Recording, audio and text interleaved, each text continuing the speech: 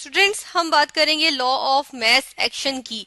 हम देखते हैं कि हमने बात की कि डायनामिक इक्विलिब्रियम की। डायनामिक इक्विलिब्रियम का पहले तस्करा करेंगे कि डायनामिक इक्विलिब्रियम क्या होता है।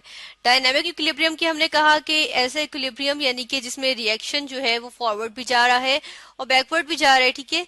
यानी कि रिएक्शन फॉरवर्ड भी जा रहा है, बैकवर्ड भी जा रहा है। तो हम कहते हैं कि जिस स्पीड से वो फॉरवर्ड जा रहा है उसी स्पीड से वो बैकवर्ड भी जा रहा है, तो इस रिएक्शन को हम कहते हैं कि इक्विलिब्रियम है। और कौन सा इक्विलिब्रियम है? क्योंकि ये नॉन स्टॉप इक्विलिब्रियम चल रहा है, ठीक है। यानी कि जो रिएक्शन है वो हो ही जा रहा है और इक्विलिब्रियम पे ही हो रहा है, तो हम कहते हैं कि ये जो है वो डायनामिक इक्विलिब्रियम है, यानी कि मूव करते हुए इक्विलिब्रियम है, ठीक है। मूवमेंट शो करते हुए, यानी कि एक रिएक्शन होते हुए, ठीक है। तो हम देखते हैं कि लॉ ऑफ मास एक्शन जो है वो दो साइंटिस्ट ने जो है वो हमें जो है वो दिया। और ये कौन से साइंटिस्ट हैं, हम इनका नाम लिखते हैं। एक साइंटिस्ट है हमारे पास Cato M Goldberg, GULDBERG, Goldberg, ठीक है। और दूसरे साइंटिस्ट है हमारे पास पीटर वेज, PETER WAAGE, ठीक है। इन्होंने ये जो हमारे पास लॉ है ये इन्होंने दिया था 1864 से लेके 1879 तक।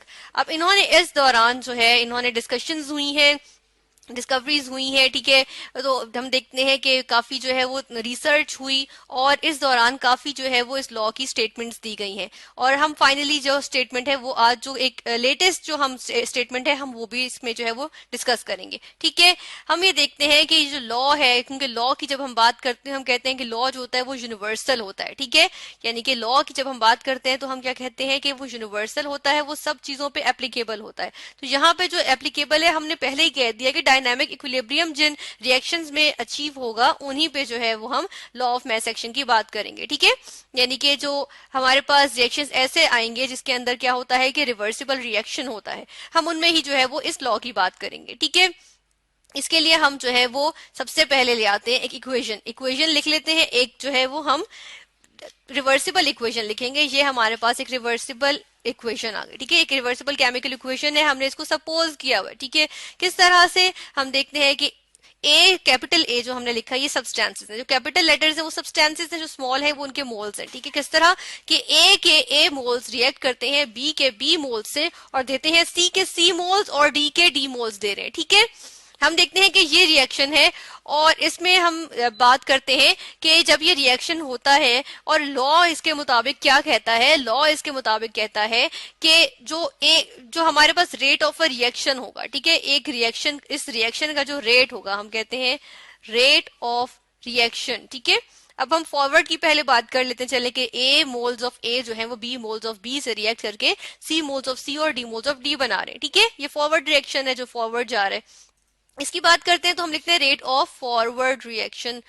फॉरवर्ड रिएक्शन, ठीक है। रेट ऑफ फॉरवर्ड रिएक्शन या रेट क्या होता है? जो स्पीड होती है, जिस स्पीड से ये रिएक्शन मूव कर रहा है, जिस स्पीड से फॉरवर्ड मूव कर रहा है रिएक्शन, ठीक है।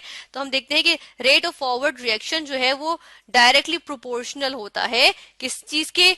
कंसंट्रेशंस के। किस चीज की कंसंट्रेशंस के? रिएक्टेंट्स की कंसंट्रेशन के। जो चीजें, जो सब्सटेंसेस रिएक्ट करके फॉरवर्ड रिएक्शन बना रही हैं, ठीक है, उसी के जो है वो डायरेक्टली प्रोपोर्शनल होता है, यानी कि हम कहेंगे रिएक्टेंट्स के प्रोपोर्शनल होता है, ठीक है। हम कहेंगे रिएक्टेंट्स की कंसंट्रेशन के, और कंसंट्रेशन के लिए हम स्क्वायर ब्रैकेट्स लगाते हैं, तो हम यहाँ स्क्वायर ब्रैकेट्स लगा देते हैं कि रिएक्टेंट्स की कंसंट्रेशन को हम इस तरह लिखेंगे, ठीक है। और अब हम देखते हैं कि रेट ऑफ फॉरवर्ड रिएक्शन को हम किस चीज से रिप्रेजेंट कर लेते हैं। इसको हम यहाँ पे रिप्रेजेंट कर लेते हैं, हम यहाँ पे ले लेते हैं आर, ठीक है। कैपिटल आर मैंने रेट के लिए ले लिया, ठीक है। आर को कैपिटल आर में रिप्रेजेंट कर रही हूँ रेट के लिए। और फॉरवर्ड रिएक्शन है तो हम इसको छोटा सा एफ लिख लेते हैं, ठीक है। फिर हम कहते हैं डायरेक्टली प्रोपोर्शनल है किस चीज के? रिएक्टेंट्स। यहाँ पे रिएक्टेंट्स जो है हम वो लिख लेते हैं इनके। अब यहाँ पे दो रिएक्टेंट्स हैं इसलिए हम इनकी प्रोडक्ट लिख लेते हैं, ठीक है। और अब हम कह रहे हैं कि कंसंट्रेशन, या फिर हम कहते हैं एक्टिव मैस, क्योंकि मैस एक्शन की बात कर रहे हैं हम, यहाँ कहते हैं किसके इक्वल होता है? Product of active message of the reactants. Forward reaction जो डायरेक्टली प्रोपोर्शनल होगा किस चीज के? Active message of product of active message of reactants या जो रिएक्टिंग स्पीशीज होंगे, ठीक है। और यहाँ रिएक्टिंग स्पीशीज क्या है, हम देखते हैं कि यहाँ पे रिएक्टिंग स्पीशीज है ए और बी, ठीक है। तो हम लिखते हैं कि इनके जो है वो प्रोडक्ट, एक्टिव मैस क्या होता है, एक्टिव मैस होता है वो मैस या वो कंसंट्रेशन जो एक्चुअली रिएक्ट कर रही है, ठीक है। तो हम यहाँ पे ए और बी जो लिखे वो हमने जो है वो वही कंसंट्रेशन ले ली है, ये स्मॉल ए और स्मॉल बी जो एक्चुअली रिएक्ट कर रही है, ठीक है। तो हम देखते हैं कि क्या होगा कि ए जो है, यहाँ पे हमने लिखा ए जो है उसके ऊपर हम जो है वो लिखेंगे स्मॉल ए, क्योंकि इसके स्मॉल ए जो नंबर ऑफ मोल्स हैं जो रिएक्ट कर रहे हैं, ठीक है। और हम देखते हैं कि बी जो है इसकी भी हम कंसंट्रेशन ले रहे हैं और इसके कितने नंबर ऑफ मोल्स रिएक्ट कर रहे हैं, स्मॉल बी, ठीक है।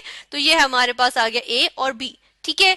इसी तरह हम देख रहे हैं कि ये हमारे पास जो है वो कहलाता है कि ये होता है लॉ ऑफ मैस एक्शन, कि हमारे पास हम कहते हैं कि जो रेट ऑफ रिएक्शन होता है, ठीक है, हम कहते हैं कि किसी भी रिएक्शन का जो रेट होता है, रेट ऑफ रिएक्शन, ठीक है, रेट ऑफ रिएक्शन जो है वो डायरेक्टली प्रोपोर्शनल होता है। डायरेक्टली जब प्रोपोर्शनैलिटी आ जाती है, डायरेक्ट प्रोपोर्शनैलिटी आ जाती है, उसमें हम देखते हैं कि दोनों जानिब जो चीजें हैं वो एक चीज बढ़ेगी तो दूसरी भी बढ़ेगी, ठीक है। यानी कि अगर हम कहते हैं कि यहाँ पे ए और बी की कंसंट्रेशंस जो हैं या अमाउंट्स, हम कंसंट्रेशंस अमाउंट्स को कहते हैं, ठीक है, कि अमाउंट कितनी मौजूद है एक सिस्टम में, एक सोल्यूशन में, ठीक है। तो हम कहते हैं कि ए बी की जब कंसंट्रेशन बढ़ेगी तो उससे क्या होगा, रेट जो है फॉरवर्ड डायरेक्शन में जाने का जो रेट है वो भी क्या कर जाएगा, स्पीड अप कर जाएगा, ठीक है।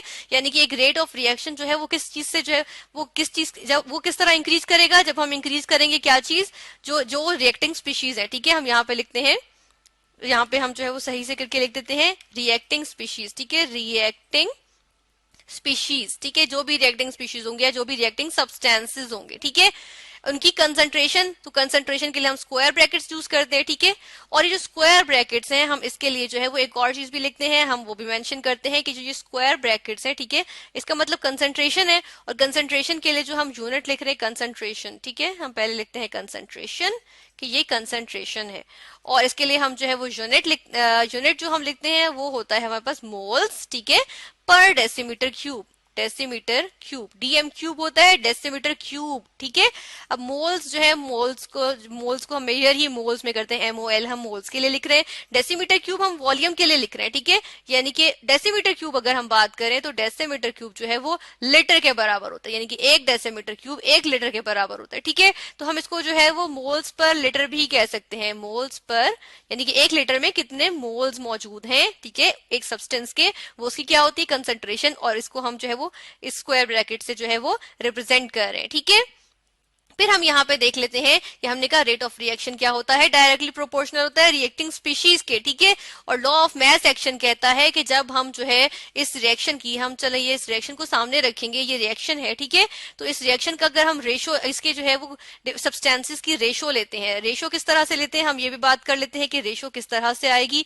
इसकी रेशो कुछ इस तरह होगी कि हम कहते हैं कि जो कैपिटल सी के जो सी मोल्स है, ठीक है, इसकी प्रोडक्ट ले लेते हैं डी के साथ, कैपिटल डी की डी मोल्स के साथ, ठीक है, डी मोल्स के साथ।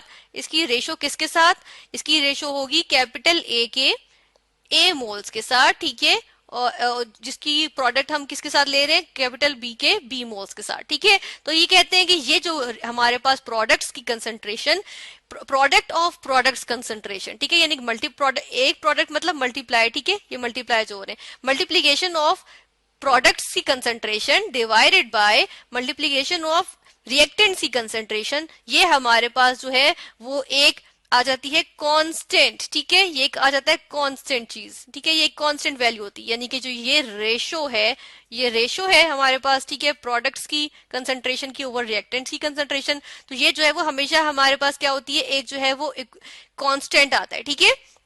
और इस कांस्टेंट को हम क्या कहते हैं, इस कांस्टेंट को हम जो है वो यहाँ पे नाम इसका लिखते हैं, इसको हम कहते हैं इक्विलिब्रियम कांस्टेंट, ठीक है, ये कहलाता है इक्विलिब्रियम कांस्टेंट, ठीक है, इक्विलिब्रियम कांस्टेंट कहलाता है, ठीक है।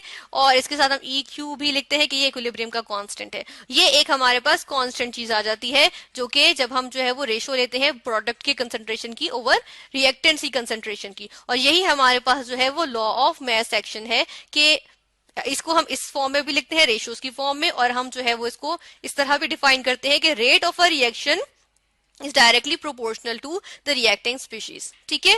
तो ये है हमारे पास लॉ ऑफ मैस एक्शन।